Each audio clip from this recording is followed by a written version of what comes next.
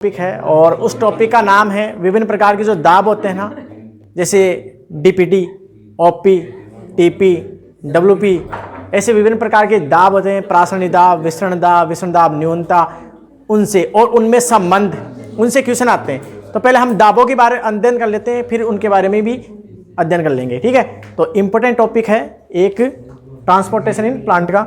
तो इस topic heading लिख सकते हो आप, विभिन्न प्रकार के दाब। ठीक है, डिफरेंट है ना, विभिन्न प्रकार के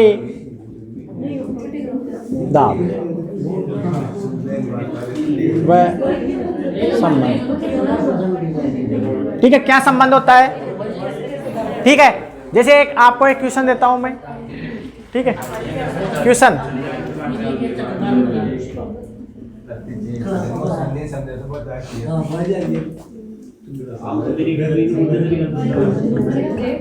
जीवद्वारा कुंचित सेल का, चुप जीवद्वारा कुंचित सेल का सेल का डीपीडी होगा। अब ऐसे क्यों क्वेश्चन देते हैं आपको? डीपीडी का होता है डिफ्यूजन प्रेशर डिफिसिट, मतलब विसरण दाब न्यूनता। तो इसका आंसर बताना। पहला डीपीडी बराबर ओपी माइनस टीपी, दूसरा डीपीडी बराबर ओपी, तीसरा डीपीडी बराबर ओपी प्लस टीपी, चौथा डीपीडी बराबर 0, है ना। ऐसे 4 ऑप्शन आ गए हैं। ठीक है, तो जीवद्वारा कुंचित का क्या होगा? तो तीसरा आंसर इसका राइट है। अब ये आंसर कैसे आया इसको हम समझाएंगे। तो इसको पहले ये समझते हैं डीपीडी क्या है, ओपी क्या है, टीपी क्या है। इन सबको समझाकर फिर समझाऊंगा इसमें संबंध। ठीक है, तो इसे पेंडिंग छोड़ते हैं। अरे इधर आते हैं हम। ठीक है, तो इधर देखो ध्यान से, मैं एक सेल बना रहा हूं। जैसे मान लो सेल,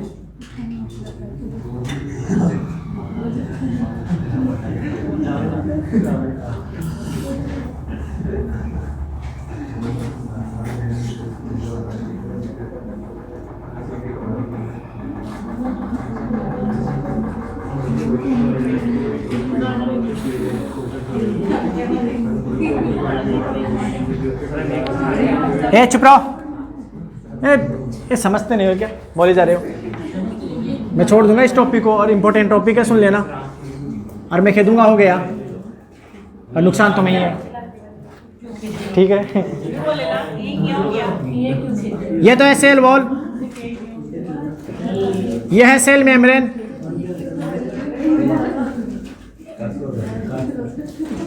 यानी कोशिका भित्ति, कोशिका झिल्ली। कौन से चैप्टर पढ़ रहे हैं हम? प्लांट वाले। तो किसका होगा ये? कोशिका झिल्ली। अगर आप आवाज करोगे तो मैं भी डायरेक्ट इनके जो आंसर है ना, बस वो लिख कर छोड़ दूंगा इसको। ये होता है, बस सिंपल, कुछ भी नहीं लिखूंगा, एक परिभाषा नहीं लिखूंगे। ठीक है, ध्यान सुन लो,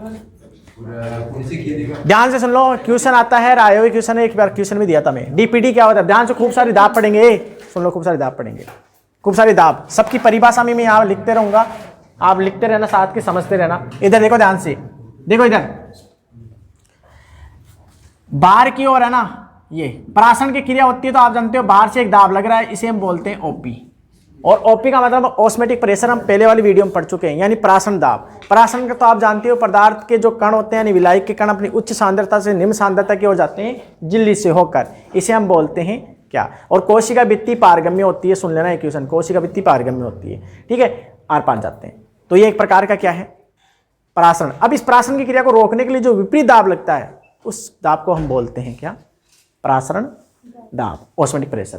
तो इसकी परिभाषा में लिखा दिया था, वैसे शॉर्ट में एक बार और लिखा देता हूं मैं, क्योंकि सारी लिखाऊंगा मैं एक एक वीडियो। तो ओपी की बात करते हैं तो इसे बोलते हैं ऑस्मोटिक प्रेशर। तो जो लिख लिए थे वो लिखना है तो लिख लेना, नहीं मत लिखना है। ठीक है, मैं लिखूंगा सारे जितने 5 दाब है लगभग, है ना। तो इसे बोलते हैं परासरण दाब, ठीक है। तो इसकी परिभाषा क्या होती है? और शुद्ध जल का आप जानते हो 0 होता है परासरण दाब, और लवणोद्भिद का सबसे अधिक होता है परासरण दाब, यानी हेलोफाइट का। तो क्या होगा? परासरण की क्रिया को रोकने के लिए, परासरण की क्रिया को रोकने के लिए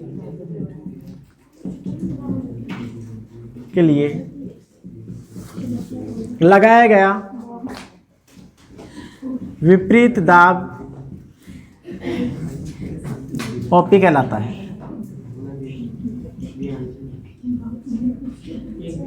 और परासरण दाब विलेय पदार्थ की मात्रा पर निर्भर करता है। विलेय पदार्थ की मात्रा जितनी ज्यादा अधिक होगी, परासरण दाब उतना ही अधिक होगा।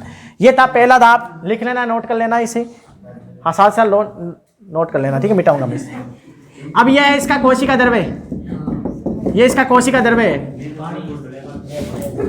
ये सेल है, इस सेल का क्या है? कोशिका द्रव्य, ठीक है, ये सेल है। ध्यान समझना, कोशिका द्रव्य क्या करता है? बाहर की ओर यानी कोशिका भित्ति की ओर क्या करता है? एक दाब डालता है, यानी एक प्रेशर होता है। यानी कोशिका द्रव्य क्या करता है? बाहर की ओर यानी कोशिका भित्ति की ओर एक दाब लगाता है, उसे हम बोलते हैं टीपी। क्या बोलते हैं? टीपी। तो ये टीपी लगता है बाहर की ओर। अब टीपी का मतलब क्या है? तो इसे मैं मिटा रहा हूं, यहां से लिख लिए इसे, टीपी यानी टर्गर प्रेशर, लिख लिए ये, यहां दिख रहा है ना नीचे तक है? ठीक है, तो यहां लिख देता हूं मैं ना, टीपी। टीपी का मतलब होता है टर्गर प्रेशर, यानी इसे बोलते हैं हम स्फीति दाब। हिंदी में क्या बोलते हैं? स्फीति दाब। हाँ, ये तो लिखा दिया तो बोला ना अभी, ये ओपी लिखा दिया था तो मत लिखो, बोला ना अभी तो बोला। टर्गर प्रेशर नहीं लिखा था। टीपी का मतलब होता है कोशिका द्रव्य कोशिका भित्ति की ओर जो दाब डालता है उसे टीपी कहते हैं। बस सिंपल सी परिभाषा है। तो कोशिका द्रव्य द्वारा सेल वॉल पर यानी कोशिका भित्ति पर, सेल वॉल पर डाला गया दाब क्या कहता है? टीपी कहलाता है। ठीक है, समझ में आया? टीपी कहलाता है। और पूर्ण जो स्फीत कोशिका है उसको न पदार्थ अंदर आते हैं न बाहर जाते हैं, उसके लिए टीपी और ओपी बराबर होते हैं। ठीक है, तो एक लाइन लिख देता हूं मैं, पूर्ण स्फीत सेल के लिए, पूर्ण स्फीत सेल के लिए, नोट में लिख लेना, दिख रहा नहीं? पूर्ण स्फीत सेल के लिए ओपी बराबर टीपी होता है। ठीक है, ये लिख लेना है।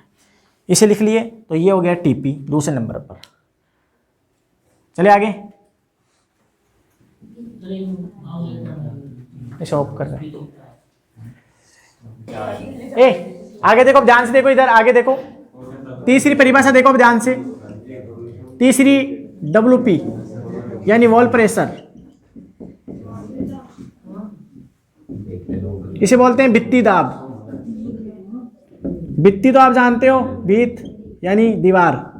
अब देखो ध्यान से, कोशिका भित्ति क्या करती है? ये ट्रिगर प्रेशर डालेगी तो इससे कोशिका फट जाएगी। कोशिका क्या हो जाएगी? फट जाएगी।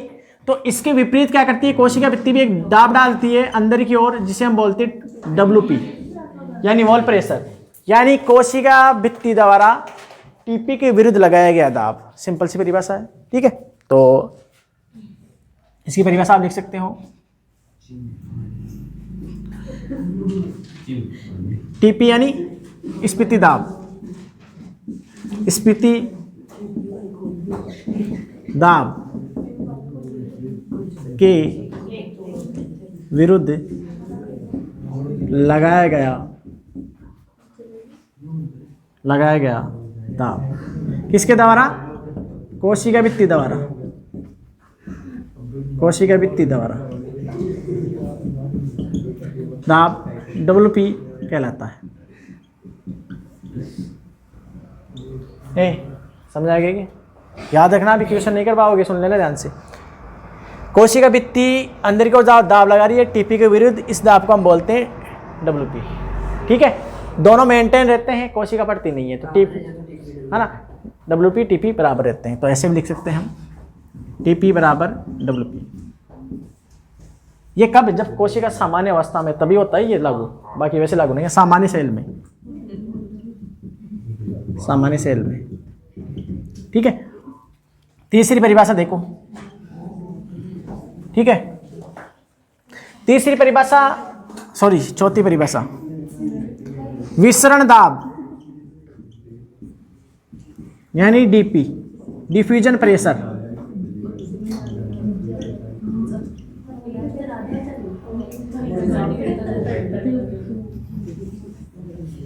विसरण प्रक्रिया हमने बताई थी, पदार्थ के कण अपनी उच्च सांद्रता से निम्न सांद्रता की ओर जाते हैं बिना किसी झिल्ली के, और वहां पर एक जो दाब लगता है उस दाब को हम क्या बोलते हैं, विसरण दाब, ठीक है।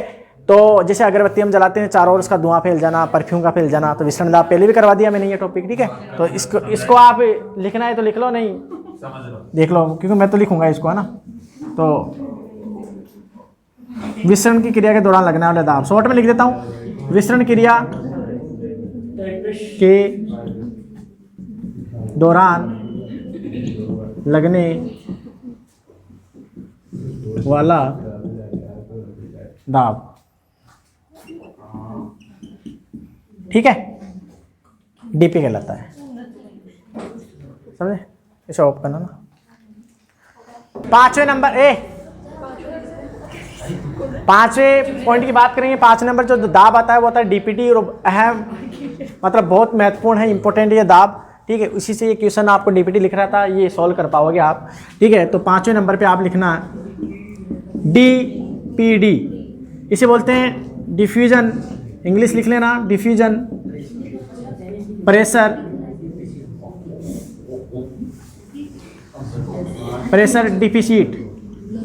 डिफिसिट। इसका मतलब होता है विसरण दाब न्यूनता, विसरण दाब न्यूनता या अल्पता, एक ही बात है।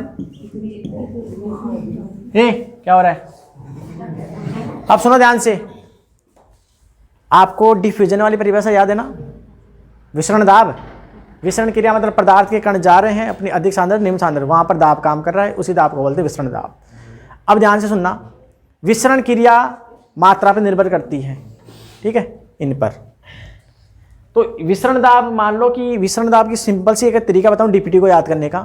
तो जो भी कोई विलयन है या अपने पास बना हुआ है या कोई भी पदार्थ है, उसके अंदर अगर विलेय पदार्थ हम ज़्यादा मिला दें, क्योंकि ज़्यादातर विलायक कण तो जाते हैं, तो विलेय पदार्थ अगर हम बढ़ाते चले तो विसरण दाब में कमी आएगी, नहीं आएगी, विसरण दाब में कमी आएगी। मान लो कि जल वाष्पीकृत होकर जा रहा है, तो अगर विलेय पदार्थ जो हम उसके अंदर मिला दें तो उसमें कमी आ जाएगी। तो विलेय पदार्थ की मात्रा जितनी ज़्यादा अधिक होगी, DPT उतना ही कम होगा। तो विसरण दाब में जो कमी आ रही है उस कमी को क्या बोलते हैं, न्यूनता, तो DPT बोल देंगे। तो विसरण दाब में विलेय पदार्थ मिलाने की वजह से आने वाली कमी को हम क्या बोलते हैं, DPT बोलते हैं, ठीक है। या शॉर्ट में लिख सकते हैं, है ना, विसरण दाब में आई कमी को विसरण दाब न्यूनता कहते हैं। तो मैं दोनों को मिला के लिख देता हूं,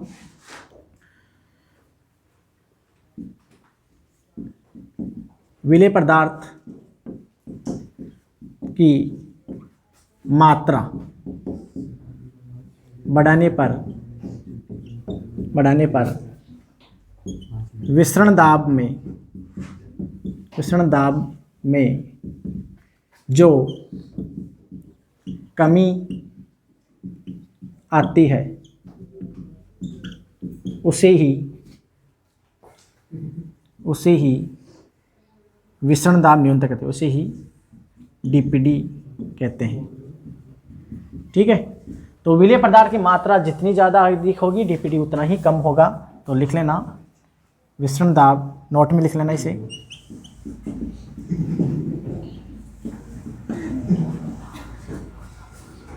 अभी देख रुक जा, विलेय पदार्थ की मात्रा जितनी अधिक होगी, DPD उतना ही कम होगा, उतना ही कम होगा, ठीक है। इस लाइन को लिख लेना, ऑफ करना इसे ना। वीडियो अगर वीडियो अच्छी लगी है तो चैनल को लाइक कीजिए, शेयर कीजिए और सब्सक्राइब कीजिए। जय हिंद, बाय बाय, टाटा।